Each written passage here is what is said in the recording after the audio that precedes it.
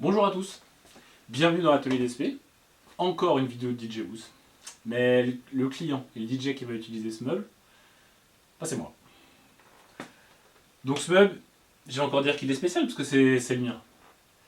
Ce meuble, il regroupe plusieurs solutions, plusieurs techniques, plusieurs idées que j'ai pu déjà utiliser ou vous montrer sur de précédentes réalisations, sur YouTube mais aussi sur mon Instagram.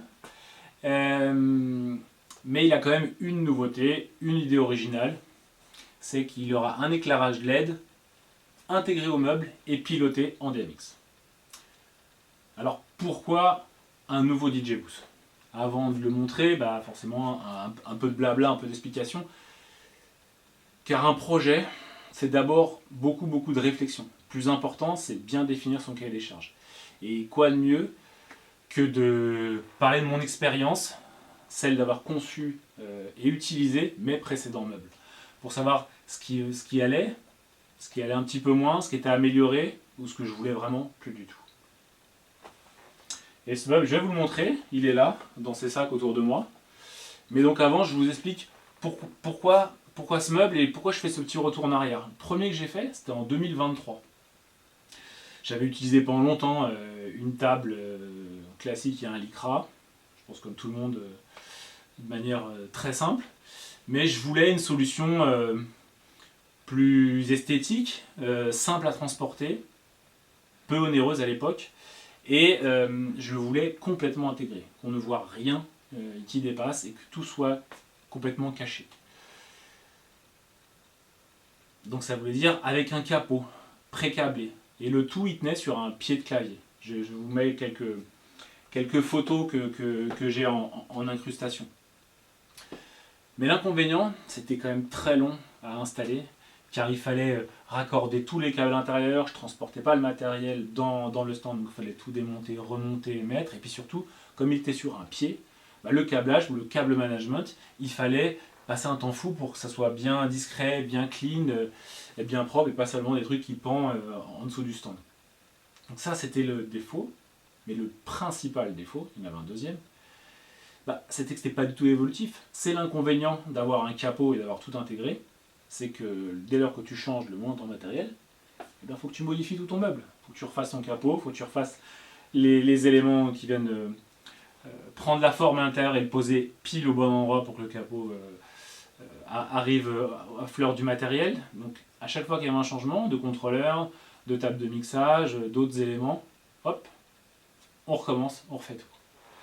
Et ça c'était trop. Donc après une saison seulement avec ce DJ Booth, fin 2023, début 2024, je me décide d'aller un peu plus loin et là de faire un deuxième DJ Booth, une réalisation beaucoup plus poussée. Je voulais que il puisse laisser évoluer le matériel, changer de contrôleur, changer de table, changer d'éléments de micro, etc. sans avoir à tout refaire. L'idée c'était quelque chose aussi, question look, d'avoir quelque chose de très travaillé. Moi j'aime les meubles hantés, je suis parti sur un meuble hanté, mais je voulais pas l'élément classique d'une colonne, j'avais l'idée de mettre un totem dedans, donc un totem en alu noir, parce que je voulais absolument pousser le vis sur avoir un look complètement noir et bois, et en l'occurrence métal et chêne massif. Donc côté look c'était parfait. Sur cette chaîne d'ailleurs, si tu veux voir, je vais te mettre quelques photos pour te montrer, mais tu peux aussi aller voir sur la chaîne de l'atelier d'SP, j'ai mis un short où tu vois en un temps très court le montage de ce meuble lors d'une prestation DJ. Donc la grosse contrainte de ce meuble-là, là encore une fois il y en a deux grosses contraintes, c'est le totem qui fait qu'il fallait pouvoir passer les câbles à l'intérieur du totem. C'est-à-dire qu'il fallait pouvoir passer l'alimentation et les câbles XLR du sol jusque dans le stand. Mais de manière esthétique, il fallait passer dans les tubes et de manière à ce que ce soit montable, démontable rapidement. Et pour que ça soit le plus classe possible et que ça soit évolutif pour pouvoir poser le matériel, il fallait quand même un double fond pour cacher un maximum de câbles, parce qu'il y avait énormément de câbles forcément qui passaient dedans, et même de l'alimentation, multiprise, émetteur micro HF, etc., etc. Donc ça c'est le premier problème. Le deuxième, Donc ça c'est plus la notion de temps d'installation qui fait que c'était long, et de désinstallation. Quand tu finis une prestation et qu'il est 5 heures du mat, que tu as encore 1 heure, 1 heure et demie pour remballer, plus le trajet, tu le sens bien passer.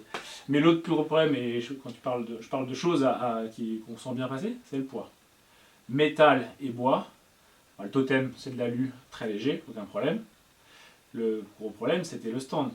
Je l'avais soudé et je me suis un petit peu emballé sur la taille des morceaux de tubes carrés que j'ai utilisés, parce que j'ai soudé une structure en métal.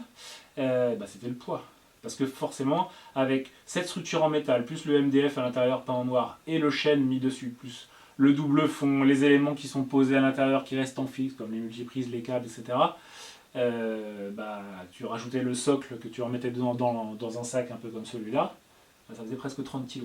Donc là, ça commence lourdement à peser, monter, démonter dans l'utilitaire, mais surtout mettre le stand, le soulever et le mettre sur le totem. Et là, voilà, c'est là qu'on sent le poids. Surtout, tu le verras dans la vidéo, il faut que je le tienne un petit peu, le temps de faire passer les câbles en sortant du totem, les faire passer à l'intérieur et après le reposer à son emplacement. Donc là, les 30 kg en hauteur, on les sent plus que du poids dans une colonne, comme on va le voir dans celle-ci. Donc ça, c'était le problème, et c'est ce qui du coup m'amène à ce troisième meuble que je vais te présenter dans cette vidéo, puisque forcément avec l'apprentissage des deux précédents, je me suis dit le premier, plus de capot intégré complet, où on voit simplement les platines, le contrôleur dépassé, la console de mixage, etc. Voilà, trop loin câblé, trop embêtant et surtout pas évolutif. Et deuxième apprentissage, issu de mon deuxième DJ Boost, c'est gagner du temps et le poids. Donc que ça soit beaucoup plus rapide à installer et moins lourd à transporter. Donc c'est en fait ce qui me donne le cahier des charges de ce troisième DJ Boost homemade perso, on va dire, sur l'atelier d'SP. Donc moi, ce que je fais comme constat de praticité, je voulais pas sacrifier le look. Donc la précédente vidéo, tu as pu voir un DJ Boost full black, donc en val chromate, donc un médium teinté dans la masse, noir, et ça j'ai adoré le rendu que ça faisait. C'était un meuble avec la télé. Si tu l'as pas vu, tu peux aller voir les précédentes vidéos. Et ça j'ai adoré en fait le look. Et donc ça je voulais le garder. Et de mon deuxième DJ Boost avec le totem, j'adorais l'idée de l'éclairage intégré dans le meuble qui était piloté en DMX et qui réagisse avec l'ensemble de la salle. Donc dans ce troisième version, je vais te montrer comment j'ai intégré de l'éclairage, pareil, piloté en DMX, qui réagit avec l'ensemble de l'ambiance lumineuse qu'on peut mettre dans une salle, dans une pièce, avec les par LED, avec les lyres, avec les bar LED, etc. Pareil, le DJ Boost, il suit cette ambiance-là. Et dernier élément de contrainte, c'est ça, c'est les housses. Comme d'habitude avec mes meubles, quand je les prévois, je pense toujours au sujet de comment je vais les transporter, quel est le poids pour les transporter, et rien de mieux que des housses plutôt qu'un fly, qui va être très lourd, des roulettes, le sujet de le soulever et monter dans un véhicule, il y a des marches sur une salle, etc. C'est vite embêtant. Donc ça, les housses, c'est rien de mieux. Donc forcément, puisque je ne fais pas les housses moi-même, je détourne des housses du commerce. Ça, c'est une housse de clavier. Et dans cette troisième version, du coup, troisième housse aussi, celui-là, il a de roulettes qui vont avec. Donc c'est encore un petit tips. Et tu vas voir, l'intérieur, il est top qualité. Vraiment très doux à l'intérieur. Quand on pose ces éléments, il y a un revêtement super, une sorte de feutrine très agréable. Et ça, c'est des éléments pour transporter des totems, justement, de chez Flypro. Donc ça, c'est très important aussi dans la conception de mes meubles. Je te propose maintenant, c'est que je le monte devant toi, tu vois comment il s'installe, je le mets dans le sens aussi où tu vois le montage, donc tu seras côté DJ, on va dire. Je te montre comment ça s'installe et après je te reprends pour te le présenter un peu plus en détail. parti. Allez, première étape, on récupère le socle qui est avec le stand dans ce sac. Et c'est ça qui sont vraiment top parce que voilà, la qualité et en plus du rangement à travers, c'est qu'ici je mets déjà les câbles dans les sacoches. Donc là par exemple les câbles XLR et là le câble d'Alim. Donc je récupère les tablettes, celle du Wolfmix et celle du PC.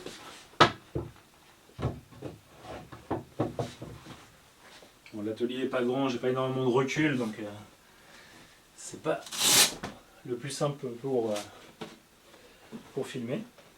Et donc, avec le stand, à l'emplacement du contrôleur, je récupère le socle. Voilà. Et on va réserver pour après le stand. Et ensuite, la colonne. Donc j'ai dit, je te le mets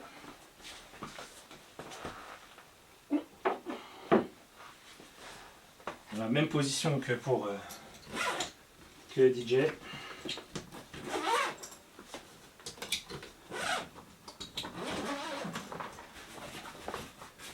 Voilà le transport de la colonne que je protège en plus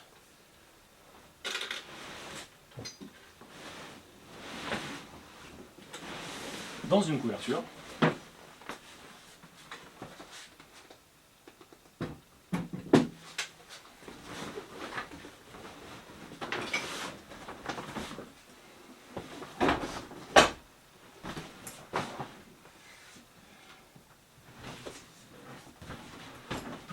Hop là.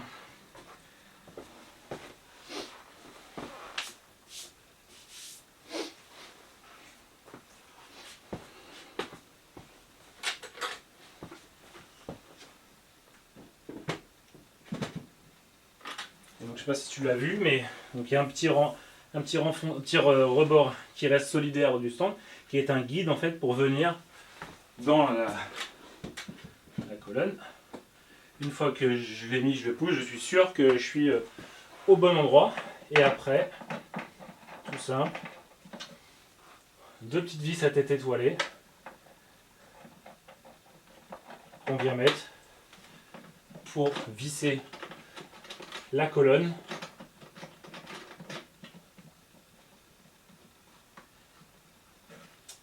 à l'embase, au socle. La deuxième.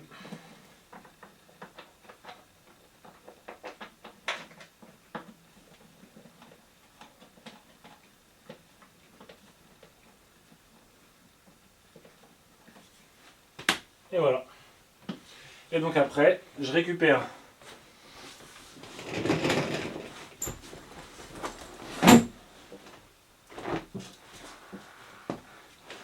le stand et je viens simplement le poser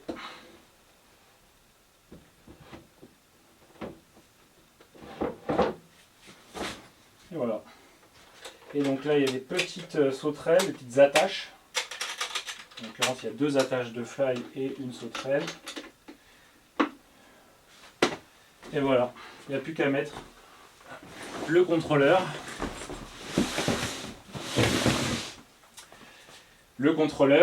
Et les tablettes.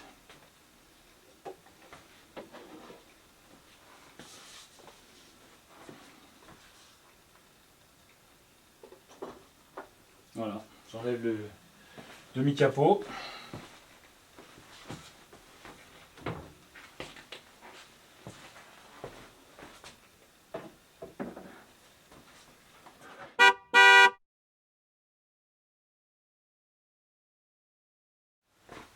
Je reprends, j'étais un peu vite. J'ai oublié de te montrer le câblage.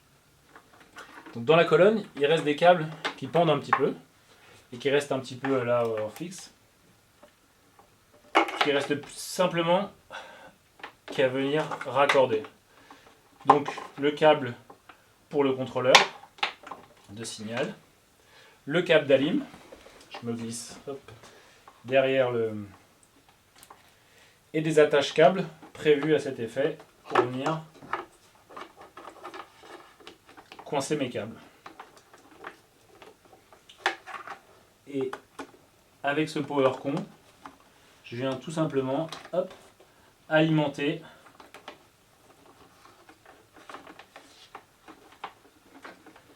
le stand. Le DMX pour le Wolfmix.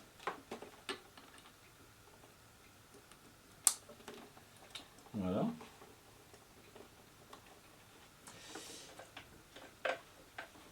Et on est bon.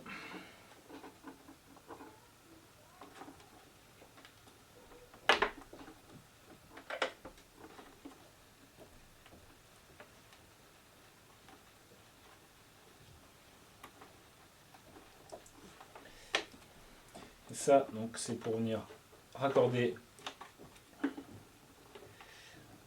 au contrôleur. Ça, pareil. La lime, idem, du Rain Performer. Et ça marche. Ça ne sert pas énormément, mais bon, c'est pour raccorder au Wolfmix. Je trouve pas que c'est une option très efficace. Et de ce côté-là, sont rangés dans des petites attaches les deux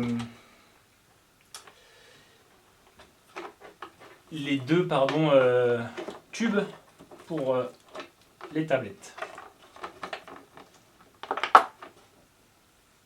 Voilà. Et comme tu peux voir, il y a des supports pour surélever le Rain Performer, ce qui permet de placer les câbles forcément en dessous, mais aussi la lime du PC qui reste en fixe, qui est raccordé ici dans la multiprise et qui est raccordé en fixe dans le stand. Ça, c'est pas besoin d'être câblé. Et donc, la multiprise, elle vient alimenter le PC, un adapteur USB pour le Wolfmix et le contrôleur. Cette fois-ci, c'est la bonne. Je mets le contrôleur.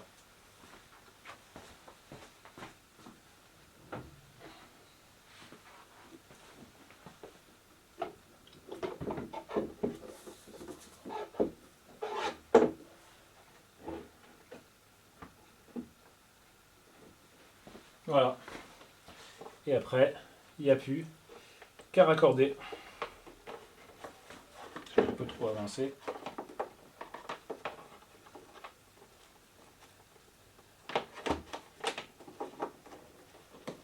Voilà. Ça. Ici.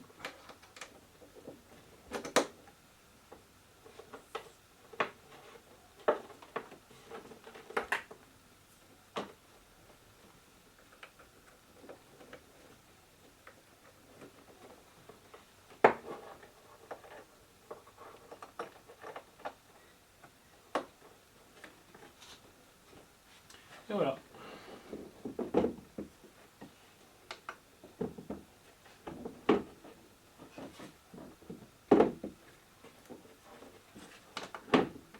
Et c'est bon.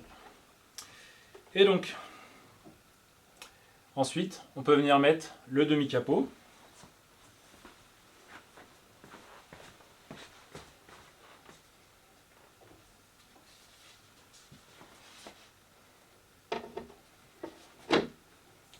Pour le demi-capot, il faut passer les fils, pas tous en même temps, sinon ça passe pas.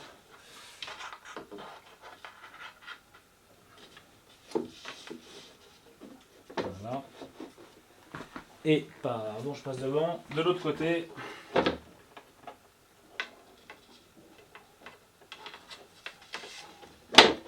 la même chose.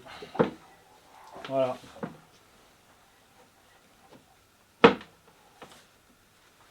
Tout est parfaitement à sa place. Et comme un imbécile, j'ai oublié le tube. Voilà. Donc les tubes, ça côté PC avec la lime et la liaison avec le contrôleur. On vient rechercher ensuite le filetage.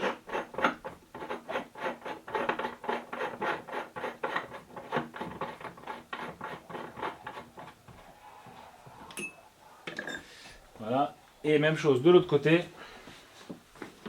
avec un peu plus de câble. Le câble DMX.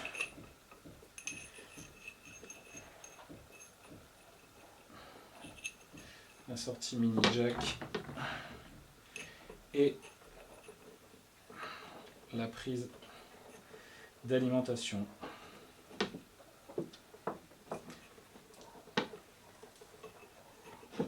Voilà.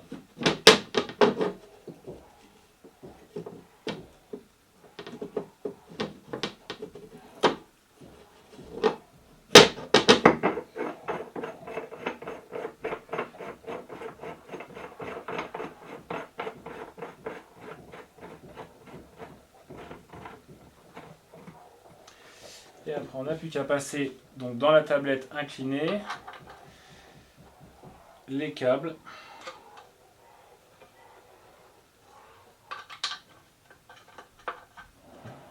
Et pareil, on visse.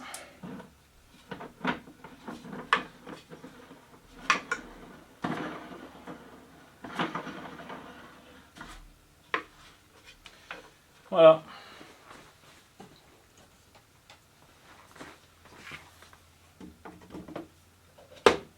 On pose. Et il n'y a plus qu'à brancher.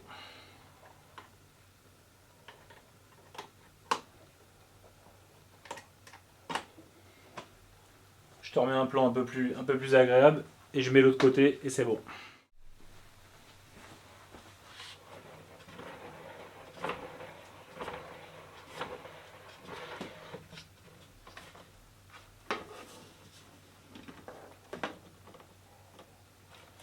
Et voilà.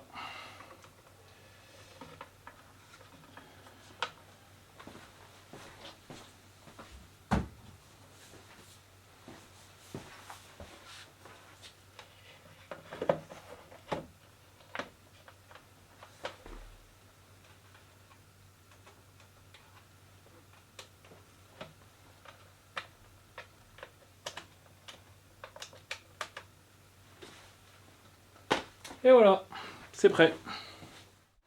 Voilà, je te montre un peu dans le détail. Donc ici on a les deux sorties XLR pour les haut-parleurs qui sont raccordés donc, à la console de mixage. L'alim en PowerCon, donc je tire mon alim, je viens brancher ici. Toute la colonne est alimentée avec un système de multiprise. Donc là où il m'en reste même 2 en RAV, où tout est raccordé dedans. L'émetteur DMX sans fil. Un support de micro. Ici une étagère pour l'émetteur micro Shure sans fil où je peux glisser mon micro à côté. Et puis là, la console de mixage. Alors pour pouvoir respecter justement une taille de 30 cm par 30 cm qui me permet de rentrer dans le sac que tu as vu tout à l'heure. Du coup j'ai même changé ma console de mixage. Avant j'avais une 8 canaux Mackie. J'ai pris une plus petite RCF pour pouvoir rentrer plus facilement dedans. Et j'ai même ici une lumière. Bon, lorsque on est en presta, on a besoin de regarder, changer un gain pour donner une prise de parole, revoir sur le micro. J'ai facilement l'accès ici. Et ce support de micro, s'il y a besoin, on peut l'enlever sans problème s'il nous gêne.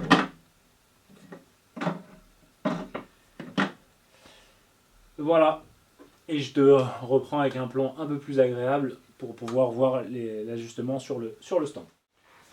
Voilà, et tu vois la partie stand, j'espère que je suis dans le bon champ, mais il y a même ici un petit support pour mettre le casque, je te montre.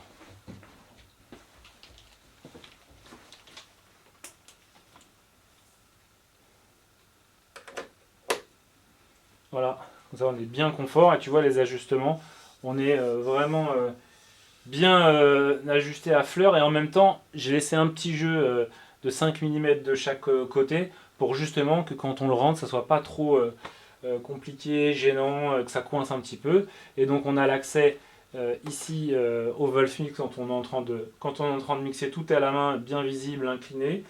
Pareil avec le PC, avec le petit renfoncement, débordement, je sais pas comment l'appeler, petite languette par-dessus qui vient coincer le PC pour que quand quelqu'un arrive derrière, il bascule pas par-dessus le rebord, c'est du vécu. Et voilà, tu vois un peu la finition full noir avec l'huile Rubio que je mets par-dessus. Et je vais te montrer d'autres plans, mais on n'a aucune vis apparente. Et c'est surtout, tu vois pas l'autre côté, mais ça, je te reprends en retournant le meuble pour te montrer de l'autre côté, justement, les LED. Et puis surtout, je mets de la lime pour te montrer les LED éclairés, bien sûr. Je te reprends tout de suite. Et voilà, tu as le meuble en position, prestation, face au public, et tu vois du coup, justement, les LED avec ces 4 bandes LED qui sont adressables en DMX, pilotables pardon, en DMX, avec le boîtier Botex que tu as peut-être vu tout à l'heure, j'ai oublié de citer.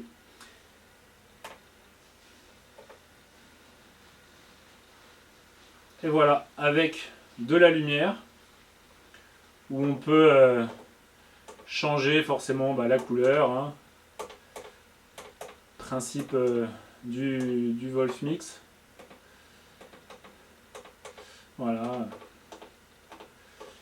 Et puis bien sûr mettre quelques effets.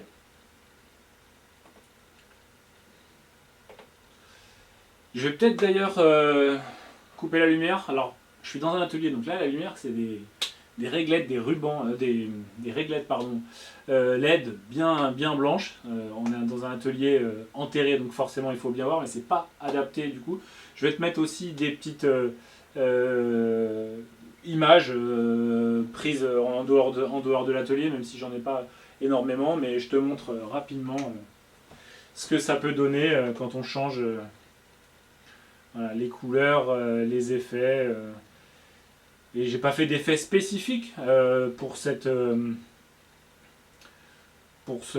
meuble. C'est juste mes presets classiques qui sont quand je suis en presta, où j'ai de part et d'autre de moi des monotubes avec des barres LED dessus et puis des lyres, plus le parc de barres LED en salle. Et donc ça fait les mêmes, c'est raccordé sur le même canal, on va dire, que mes que les programmes que j'ai déjà fait, notamment pour mes barres LED. Voilà un peu le résultat. Je vais rallumer la lumière pour te montrer ça de manière un peu plus agréable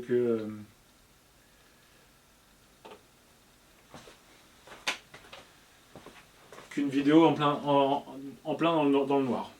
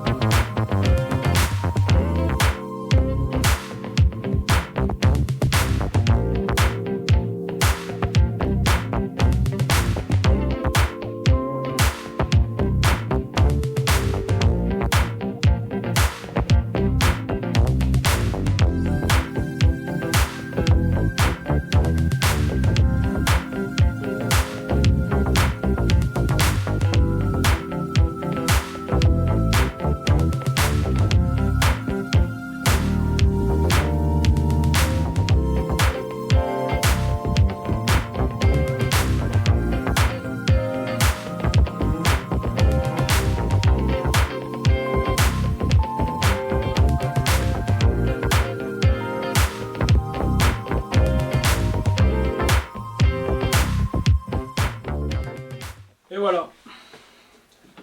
Et voilà le meuble que je voulais te présenter. Donc tu as vu, c'est dans l'esprit de ce que j'ai l'habitude de faire, avec des techniques, des codes déjà utilisés, mais plein d'optimisation par rapport à mes propres besoins, par rapport à l'originalité que je voulais sur des LED, même si les LED en soi c'est pas extrêmement original, le fait de pouvoir les piloter et choisir les couleurs avec son ambiance lumineuse, pouvoir jouer même sur le dimmer pour baisser l'intensité.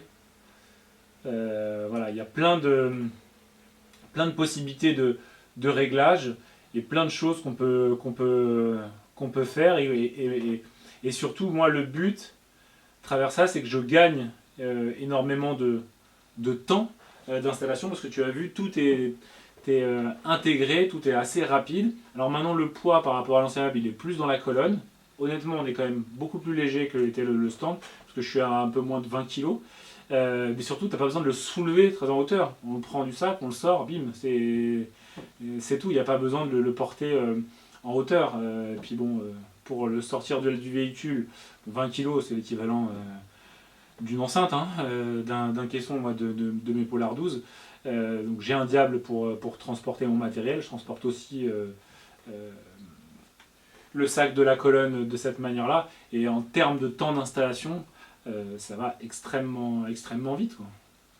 Donc voilà, j'espère que ça t'a plu. Tu connais la chanson sur YouTube, on te le dit souvent, un pouce, un like, toutes ces choses là, mais c'est vrai que bah, plus il y a d'algorithmes qui sont chatouillés par YouTube, plus ça peut permettre à YouTube de la proposer à d'autres et du coup pour que cette chaîne elle puisse voilà, vivre et qu'on puisse montrer des choses à la communauté de DJ et aux menuisiers qui aiment le travail, la réalisation en bois. Voilà, c'est toujours agréable et puis moi, voilà, avec le petit commentaire, ça me fait super plaisir. Donc, écoute, à bientôt pour une prochaine vidéo. Un DJ Boost peut-être encore, mais peut-être pas pourquoi un autre meuble. C'est dommage, j'ai pas filmé quand j'ai fait chez moi des meubles, un meuble de salle de bain et une porte de placard en salle de bain, justement en valchromate noir. Voilà. À bientôt, salut!